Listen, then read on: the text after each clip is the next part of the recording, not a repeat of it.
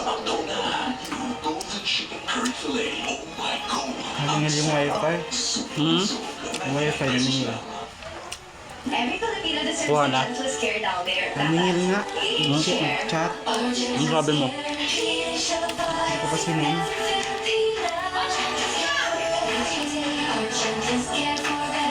Wala ba ba eh? Ano tag doon? Once upon a handful story, carving life on an Wala adventure. Nakarating pa sa kanila. Dahil sa Sabi niya. ang sarap ng Hansel sandwich. Nakabili ka pala ng worth 3 million na bahay. Sabi ni ate. Kasya pa pong pamilya dyan. Bigati kumita. Para sa first time ko mas biganisa. Mas bigati. Sino mas mabago? Does damage build up in your hair? Say no more. Dove Hyaceramide Ano sabi mo? with hyaluron-ceramide penetrates hair strand to reverse 10 signs of damage buildup. Stronger than hair. I love it. Dove Intense Repair. Lusing ko sa buwan. Oh, wow! Wow! Sa simangha? Sarap! This is the one. Sa buwan! At wala sa'yo! Umaga pa lang, pawis ka na. Mag-diet na! Sa iba, tinatakpan lang kasi ng pao ang hindi pa talaga nalilinis. Sa diet, agos ang linis. Diet, agos linis. Kaya trupa mo. Ang laking abaya ng maraming ilong. Mag-Vicks Inhaler for fast relief mula sa baratong ilong. Kahit kailan, kahit saan. Vicks Inhaler. Nakakamiyan, makinig pansit ka doon. Takakman mo. Ang sarap! Kakain na yan! Makinig pansit ka doon. Sarapines!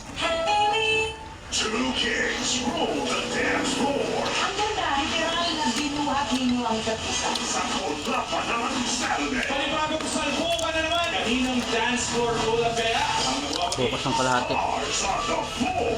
Hindi ka pa napundan sa first level edition sa Bubblegum ng Bayan. Punta ka sa GMA Annex Studio 6 sa July 21. Ito para sa mga 18 to 35 years old. Ay mo, ay saka na sa mga kasama namin dun sa Bubblegum. Get your daily dose of lifestyle news with GMA Lifestyle. Scan the QR code or visit gmanetwork.com/lifestyle to get in the know with everything travel, everything food, everything fashion and beauty, and everything shopping. Just go to gmanetwork.com/lifestyle. You can also subscribe to the GMA Lifestyle newsletter at gmanetwork.com/curated to get notifications.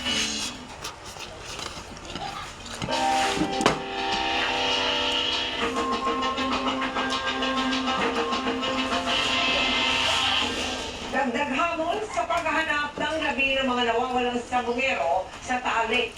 Ang masamang panahon. Meron pa kasing lumago ang tubig sa lawa ng umulan.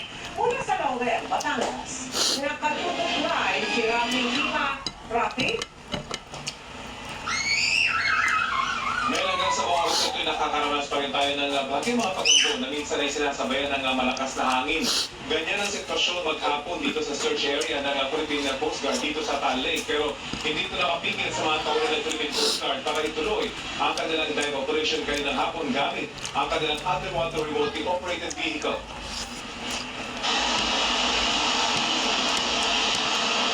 Maghapon umulan at naging makulimlim ang panahon dito sa lawa ng Taal. Ang kaulapan dito pinahihila ng Bagyong Krising patungo sa sinarang direksyon ng lawa. Kaya pinatigil muna ang operasyon para sa paghahanap ng mga missing sa Moreno sa Taal Lake. Ako na yun kasi yun nga, the weather does not permit us to carry out a full search. So, kaya sinasabi yung 6 months kasi marami talaga tayong bubunuin na conditions para maging complete yung ating search. Kaya pasado alas 2 ng hapon na makapagpatuloy ng paghahanap ang mga tauhan ng Philippine Coast Guard. Pero dahil sa makulimlim na panahon at tuloy-tuloy na ulan, lalo na lumabong tubig. Maging sa pier ng staging area, makikita sa video nito kung gaano kalabo ang tubig. Isang metro lang ang lalim ng tubig, pero limitado lang ang visibility. Ang Tanggol Kena naman, na bangya nagagulot ang kahapon, naging tahimik ngayong araw. Ayon sa post ng Tibo sa kanilang social media account, matapos ang minor Anti Corruption kahapon, nakapagtala ang kanilang mga instrumento ng 6 na volcanic earthquakes kabilang ang 5 volcanic tremors.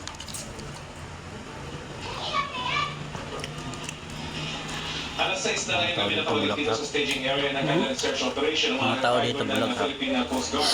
Bukas, tuloy daw ang kanilang operasyon. Ayon sa PCG, handa raw sila sa mahabang paghahanap sa mga nawawalan sa buwero dito sa lawa ng Taal. Kaya latest, tuloy dito sa Batangas. Mel? Maraming salamat sa iyo, Rafi Tima.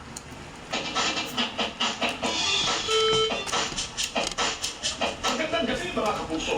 Ako po ngayon Kuya Kim na magbibigay sa inyo ng trivia sa likod ng mga trending na balita. Matapos sa matulong meeting, tagumpay na na-mine ito ng Miyerkules ang tinuturing ang pinakamahal na meteorite na na-auction.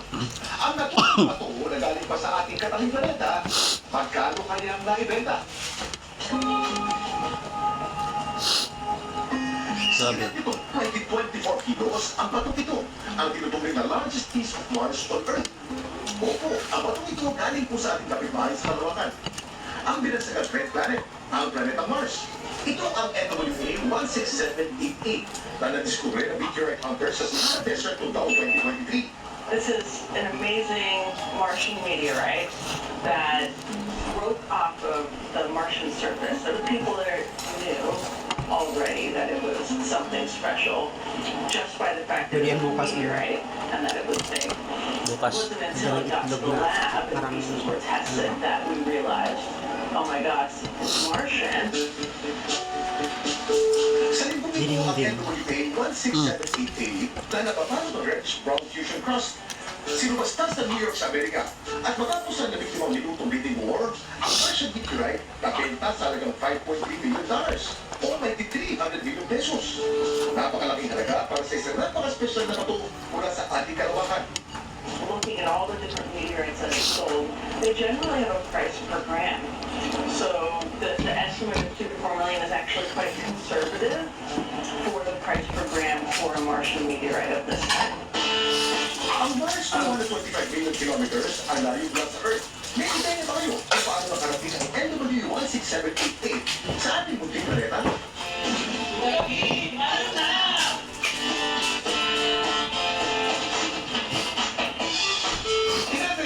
Uy, tama na yung soft Sa nakakaraan, isang asteroid o comet ang tumama sa Mars. Rason para ang bato at Tama na yung soft drinks, hindi porket may soft drinks, basta ka na lang iinom. sa ating planeta napunta.